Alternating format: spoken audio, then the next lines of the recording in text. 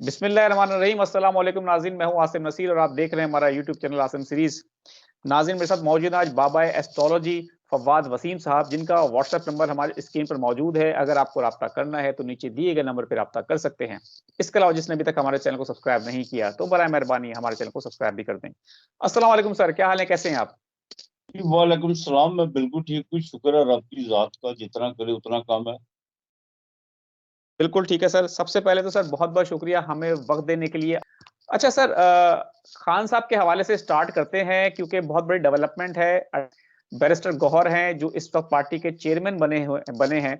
उनका ये कहना है कि इमरान खान की जान को शदीद खतरात लाहक हैं। दूसरे जो लीडर हैं वो भी यही बात कह रहे हैं, उमर अयूब साहब हैं, और इसके अलावा जो पार्टी के रहनुमा हैं कि इमरान खान की जिंदगी खतरे में है। आप क्या समझते हैं, ये कितना खतरनाक इस वक्त मंसूबा बनाया जा रहा है खान साहब की जान लेने के लिए, जो तहरीक इंसाफ के लीडर कह रहे हैं?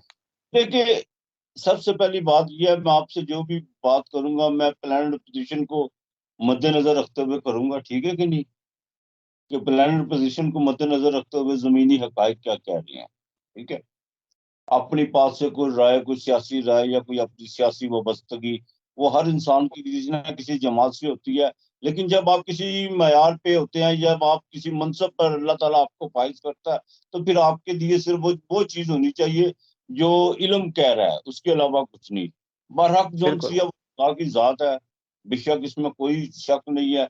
वो हमारे दिमाग में कुछ चीजें डाल देता है, वो हमारे अब कुछ जबान से, मुंह से अल्फाज निकलवा देता है जो कभी बिल्कुल सच हो जाते हैं, किसी वक्त नहीं भी होते। तो इस बरहक जात उसकी है। अब मैं आपको खान साहब के हवाले से बात बता दूं। खान साहब के जो आपको जान को जो आप बार बार ये डिस्कस कर रहे हैं ना, कि मैंने अक्सर लोग मुझे फोन करते हैं, मुझे बासर जराए से भी ये लोग इस बात की जो है तस्दीक करने की कोशिश कर रहे हैं, ये इसको दोहराने की, ये इसको पूछ कर अपना सियासी तौर पर जिनसे खान से वाबस्तगी हैं, जिनके जो खान के मुखालफ भी हैं, ये जिनकी जान को खतरा, खान जान की खतरे से बाहर निकल आया हुआ है। खान की जान का कोई खतरा नहीं है। तो कोई ऐसा मसला नहीं है, कोई ऐसी बात नहीं है, बल्कि यूं कहिए कि खान साहब के लिए आने वाला वक्त जो उनसे है, ठीक 2 महीने बाद जाके बहुत ज्यादा रिलीफ मिलेगा। और खान साहब ये भी हो सकता है कि इस मैदान जंग में खुद जो उनसे सिपा सलार की कमान करते हुए आपको नजर आएंगे। हाँ, बाकी कोई कह दे कि खान साहब की जान को खतरा ये है, ये इस मुल्क में। देखिए, आप मेरी बात सुने, आप भी तरीक के तालब इलम है, मैं भी एक खतरना सा तालब इलम हूँ। और मेरी कोशिश होती है कि मैं बचपन से लेके अब तक, ठीक है, नसाबी इलम को तो मैंने इतना जो सा ज्यादा नहीं, इतना जितना तरीक के हवाले से। तो आज भी मैं 5 से 10 हज़ार रुपए की किताबें परचेज करता हूँ। मैं जूता परचेज करना पसंद नहीं करता, किताबें परचेज करना पसंद करता हूँ। हाँ, उसकी वजह के जो बिल्कुल। उनसे दुनिया में ऊपर किताबों ने हुक्मरानी की है। हाँ, अब बात बेशक। देखें, ये आपने ये भी देखा होगा कि इन लोगों ने जो हलफ उठाया है, कोई वजीर आला का हलफ उठा के बैठा हुआ है, कोई वजीर आजम का बना के बैठा हुआ है। इन्होंने यकीन करें अपने कांधों पर अपनी लाशों का बोझ खुद ही उठा लिया होगा। अच्छा। मार्च, अप्रैल, 8 अप्रैल को बकायदा एक सूरज ग्रहण लगने जा रहा है इस मुल्क में। सूरज और जोहल जोन से है वो बकायदा 17 तारीख को, सॉरी 15 तारीख को जोन से है वो जोहल के साथ कंजक्शन उसका खत्म होकर वो ट्रांजिट करके राहु के साथ चला जाएगा, जहाँ पे मवस्या योग लगता है। और मवस्या योग के हिंदी में जिसको कहते हैं, जहाँ पर बकायदा अमावस की रात बनती है। और जब चंद्रमा वहां पे, तीनों ग्रह जब इकट्ठे होते हैं, तो वहां पर जाकर सूरज ग्रहण लगता है। ये बकायदा 8 अप्रैल को वहां पे ग्रहण लगने जाएगा। मंगल राहु के साथ आएगा, वहां पे जाकर अंगारक योग बनेगा। और ये मैं आपको बात बता दूं, काफी चीजें जो सी है दस्ते के बाएं एक दूसरे के हाथ में ये देने वाले हैं। ये जो लोग आपको नजर आ रहे हैं ना, जो क्या नाम देते हैं वो, मैं तेरा केस बचाऊं तू मेरा केस बचाओ, तू मेरे पहले कहते थे ना, मेरा देश बचाओ, मेरा देश बचाओ, हम अपना देश बचाएंगे। ये जो केस केस बचाओगे, जो इन्होंने जो सारे जो खेल खेला हुआ है ना, वो सारी चीजें मंजरे आम पे आ जाएंगी। कोई किसी की फेवर में भी नहीं इस वक्त है, कोई किसी की फेवर में भी नहीं है इस वक्त। ये भी समझ आ गई हुई है नवाज शरीफ को। मैं जाती तौर पे जो सा, मैं हमजा के हल्के से वाबस्ता हूँ। यहाँ से मेरी जोनसी है, मेरी परवरिश भी यही है। मस्जिद वजीर खान में मेरी पैदाइश हुई के करीब। और वैसे मेरा जो आबाई घर है, जो मेरा जहाँ मेरे वाला साहब का घर है, मैं अंदरून शहर में रहता हूँ। ठीक है, लोहाड़ी गेट में मेरी रहायश है। अंदरून शहर का एक अपना कल्चर है, एक अपनी रवायत है। मुझे बड़ी खुशी हुई है इस बात की। मेरी खुशी से आपको मुझसे पूछ नहीं सकता, मेरे अंदर नहीं कोई जान सकता। मैं इतना खुश इस बात के कि मैं हमेशा जब भी इलेक्शन की जब डेटें आती थी, इलेक्शन अनाउंसमेंट होता था, तो मैं मायूसी के दहाने पे खड़ा हो जाता होता था कि यार ये लोगों का मजाज, लोगों का अपनी रवायत पर आज भी है। बिरयानी की प्लेट पे वोट डाल देते हैं, 5,000 के बिल पे वोट डाल देते हैं। इनको अपने वोट की मुकद्दस का पता ही नहीं है कि वोट की अहमियत होती क्या है। सबसे पहली तो बात ये, इनको पता ही नहीं है, ठीक है कि नहीं। और मोहल्ले का बिल्कुल। वो पंजाबी की मसाइल है ना, गुंडी रानी चौधरी जो क्या नाम लेते हैं उसकी, प्रधान जो होती है, गुंडी रानी चौधरी प्रधान, वो साहब होता था यहाँ पे। तो यकीन करो, मैंने आशा आहत की बिल्कुल शक्ल नहीं देखी जो कैंडिडेट थी। कोई पोस्टर नहीं पीटीआई का देखा, ठीक है। किसी को ये भी नहीं पता था कि पीटीआई का कौन सा यहाँ पे जो सा कैंडिडेट खड़ा हुआ है। और कसम परवरदिगार की, 1,04,000 वोट लेके चले जाना, 5,000 वोट का मुस्तरद हो जाना, डूब के मर जाने का मकाम है। जो ये तख्ते लाहौर का ये जो दावा करते थे, और आपको शायद पता ही नहीं है, आपको ज्यादा मुझसे पता है। आप क्यों, आप माशाल्लाह बिल्कुल बसीरत रखते हैं, निगाह रखते हैं बकायदा। इस वक्त कोमे में है हमजा साहब, मैं आपको बता दूं। ये लड़ाई घर में ये छिड़ चुकी हुई है लड़ाई घर में। और नवाज शरीफ ने जो शहबाज शरीफ के साथ जो सलूक किया, नवाज शरीफ जो उम्मीदें वाबस्तगी उम्र पे जो दुआएं मांग के आया था, और कभी रहमत तरफती है, कोई आसरा मांगे, कभी दुआएं बेसहारा होकर वापस पलट आती हैं। ये मैं बता दूं, ये 2 महीने मार्च और अप्रैल के बाद आपको ये सारा खेल खत्म हो जाएगा। ये सारा खेल, नए चेहरे आएंगे, और जिन्होंने ये बिसात बिछाई है वो भी कहेंगे कि गलत कर बैठे हम।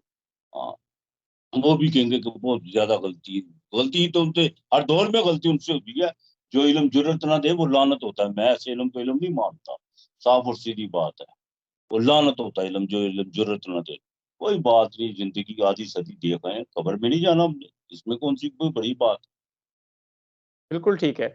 सर है। आपने अभी बात की नवाज़ शरीफ की वतन वापसी के हवाले से। नवाज़ शरीफ के लिए जब वो वतन वापस आ रहे थे तो नून लीग के तमाम लीडर बशमूल शहबाज शरीफ साहब कहते थे कि हम चौथी बार उनको वज़ीर-ए-आज़म बनवाएँगे। ये सवाल हम पहले भी कर चुके हैं, लेकिन आपके साथ हमारा पहला व्लॉग है। आपसे हम ये आपके इल्म की रोशनी में पूछना चाहते हैं कि वो सेहत के मसाइल की वजह से चौथी बार वज़ीर-ए-आज़म नहीं बने, या वो समझते हैं कि वो हार चुके हैं यास्मीन राशिद से, वो नहीं बने, से या उनके साथ उनके पहले छोटे मेरी भाई ने? बात, मुंह से चौथी बार वजीर आजम, वो हो चौथी बार किस मुंह से वजीर आजम बनेगा। वो आप ख्वाजा आसफ से पूछे ना, जो पार्लियामेंट में कहता था कुछ शर्म होती है, कुछ हया होती है, कि यास्मीन राशिदा से हार चुके हुए हैं। ये मैंने अपनी जिंदगी में, जब मैंने अपनी जिंदगी में ये पहला इलेक्शन देखा है, जिसके जोन से अनाउंसमेंट जोन से 2 दिन बाद वोट ही 8 फरवरी को नहीं पड़ा, वोट ही 9 फरवरी को पड़ा है। इलेक्शन की दिन तारीख जो सी थी 8 फरवरी थी, वो 9 फरवरी को पड़ रहा है। तो शर्म होती है इंसान के अंदर कि चौथी बार वजीर हम उसको बनाएंगे। और जैसे वो परवेज मुशर्रफ इस वक्त, मैं तो उनका बहुत जो उनसा उनको सल्यूट करता हूँ, तो उसको, सॉरी, परवेज इलाही को, इस दौर में, इस उम्र में, मैं कहता हूँ क्या बात है, क्या बात है। इस दौर में आके किसी के साथ यूं अपने नजरियात पे खड़े हो जाना, सल्यूट है बाबा उसको। वो भी कहते होते थे कि हम मुशर्रफ को वजीर दोबारा जौन से सदर बनाएंगे। किसी के कहने से कुछ नहीं होता। साहिब इक़्तिदार जो भी आता है अपने दरवाजे बंद करके आता है कि उसके इक़्तिदार को खतरा हो, लेकिन एक दरवाजा खुला होता है जो उसको नजर नहीं आता। तो शहबाज शरीफ की कौन सी ऐसी बात है, ये तो मिन्नतें कर रहा है रात के 12 बजे। वो खुदा की कसम जो जेल में बैठा हुआ है, आप वजारत उज़्मा, उसका उसका छोटा लफ्ज है वजारत उज़्मा, के ओहदे से ऊपर निकल चुका होगा वो वजारत उज़्मा उसके लिए कोई मायने रखती। वो कहता था मुझे जिंदगी में, वाकई वो गिला वो कभी नहीं भूल सकता इंसान। यार रात के 12 बजे सिर्फ मेरे लिए अदालतें खुली थी। मुझे बताए ना, आपके लिए कभी खुली है, मेरे लिए कभी खुली है? इस मुल्क में मैं बड़े जुर्रत और बावसूख से कहता हूँ, हमारे मुल्क की अदलिया पे सवालिया निशान है। आज तक है, अगर हमारे मुल्क की अदलिया ठीक होती तो किसी जनरल की, किसी नजरिया जरूरत की पेश नहीं, जरूरत पेश नहीं थी आनी। क्या होना था यार, ज्यादा से ज्यादा क्या होना, मिट्टी में नहीं गए। कौन नहीं गया मिट्टी में, किसी ने नहीं जाना मिट्टी में। कम से कम इंसान के अंदर कोई जरूरत होनी चाहिए, कोई खमीर होना चाहिए। और माजरत के साथ, आप जिस जगह पे बैठ के प्रोग्राम जाहिर है पंजाब में कर रहे हैं, मैं भी कर, ये खमीर वो खमीर नहीं है। इन्होंने पानीपत बिल्कुल। के रास्ते भी बताए हैं। मैं कराची में अक्सर लोगों से झगड़ता होता था आज से 30 साल पहले, यार तुम पंजाब को इतनी जल्दी बूढ़ा भला कहते हो, पंजाबियों को क्यों कहते हो, लेकिन नहीं, इन्होंने कभी मज़ामत नहीं की, बिल्कुल मज़ामत नहीं की। और यही वजह है कि आज जो सा हम जिस दौराने पे जिस दौराहे पर आकर हम खड़े हुए हैं, और असल मुल्क का मुझे ये इस चीज का नुकसान नहीं है कि मुझे ना इस चीज की तकलीफ है कि इमरान वजीर आजम हमारा साहब वजीर आजम नवाज शरीफ मुल्क से पैसा वापस लूट के ले गया यहाँ से। और कोई बात नहीं, लूट मार इनका शेव है। उसकी वजह ये है कि इनको 60 की दहाई में इनको समझ आ गई थी, अगर सियासत करनी है, इनके बाप ने इनको ये बात समझा दी थी, तो बेटा पार्लियामेंट और ये दो उदाहरण जो है ना, इनकी चापलूसी में आ जाओ। दुनिया में तो इस तुमसे बड़ा बिजनेस किसी का नहीं होगा पाकिस्तान में। और इन्होंने ऐसा किया। असल में इन्होंने जो लोगों की अखलाकियात बर्बाद की है ना, आप भी जानते हैं। मैं भुट्टो दौर में मैंने देखा है, मैंने भुट्टो दौर में 4 आने का जो बैज होता था वो भी गले में अपने खुद लगाते थे, चाय की पतीली भी अपने पास से पता। बट वो झंडा जो उनसा होता था पीपल पार्टी का, वो अपनी जेब से अपनी छत पे लगाते थे और हाथ में फख्र समझते थे। इन्होंने लोगों को 5-5 हजार हजार 5-5 हजार रुपए में लोगों की जमीनों को झंझोर के रख दिया। यकीन करो यही वजह है कि आज कौम इस हाल पे पहुंची है। बिल्कुल ठीक अखलाकियात है। खत्म करके रखती इस मुल्क की। सर आपने भुट्टो दौर की बात की, तो बहुत सारे लोग हैं जो कंपैरिजन करते हैं खान साहब की शोहरत का जो जुल्फ़िकार अली भुट्टो हैं उनकी शोहरत से, जो 1970 के इलेक्शन उन्होंने जीते थे और जिस हम्म। वक़्त सारे मुल्क में एक नारा था कि रोटी, कपड़ा और मकान का उन्होंने नारा दिया था और पीपल्स पार्टी को बहुत उस वक़्त पज़ीराई मिली थी अवाम में। आप क्या समझते हैं उन दोनों अगर अदवार का कंपैरिजन किया जाए, तो इमरान खान की शोहरत और भुट्टो की शोहरत में आपको कौन ज़्यादा ऊपर नज़र आता है और अवाम की पज़ीराई किसमें ज़्यादा नज़र आती है? भुट्टो के दौर में रोटी कपड़ा नारा सोशलिज्म। सबसे पहली बात यह कि भुट्टो के चेहरे पे बहुत ज्यादा नकाब थे।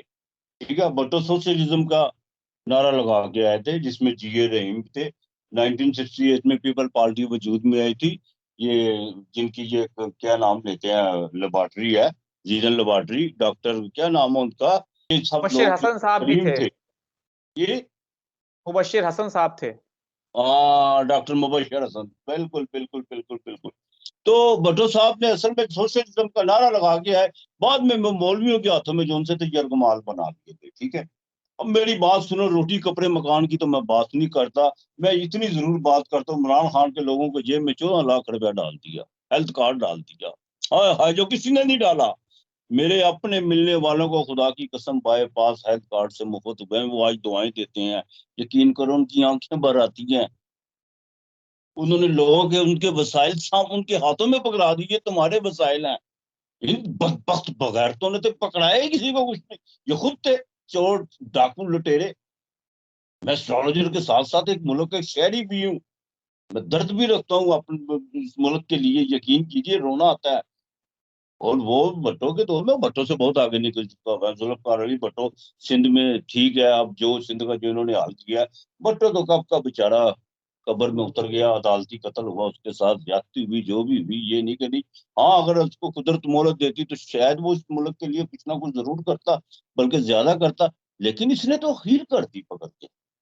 कोरोना में पूरी दुनिया ने वाह वेला किया इस शख्स को के लिए, इस खराज तहसीन पेश किया। और सबसे बड़ी बात है मेरे नबी करीम सल्लल्लाहु अलैहि वसल्लम की जात पाक में के बारे में, आप जो ये इस्लाम में क़वाम मुतहदा में जाके ये शख्स बोला है, किसी डीजल मौलवी, किसी मैं तो क्या कहूँ, ये जो जमीर फरोश मौलवी, ये वो मौलवी जिन्होंने इमाम के खिलाफ फतवा दिया, हुसैन इब्न अली, अगर यजीद इब्न अली माविया की बात नहीं करता तो वाजिबुल कत्ल है, आज तक ये नहीं बोले जाके। वो बोला, उसने कहा हमें दर्द होता है जब वो हमारे नबी की शान में कोई गुस्ताखी करता है। बेशक। उसको यकीन करो वो बहुत आगे निकल चुका होगा। इसमें कोई दो राय नहीं है। इमरान खान अब ना ना भट्टो शट्टो तो अब उसके करीब से नहीं गुजरते। अगर बुरा ना माने तो दुनिया में आप के पास हाथ में कलम है, आप कलम पे पीएचडी कर सकते हैं, कायद आजम अब्दुल जनाब पीएचडी नहीं आप कर सकते। आपको मुझसे ये ज्यादा पता होना चाहिए। बिल्कुल ठीक है। सर बहुत-बहुत शुक्रिया हमें वक़्त देने के लिए। नाज़रीन, यहाँ हमारे व्लॉग का वक़्त ख़त्म हुआ। मुझे और बाबा एस्ट्रोलॉजर फवाद वसीम साहब को दें इजाज़त। आखिर में हमारा वही पैगाम है, मुस्कुराएँ, प्यार बाँटें और अपने आस-पास के लोगों का ख़्याल रखें। खुदा हाफ़िज़।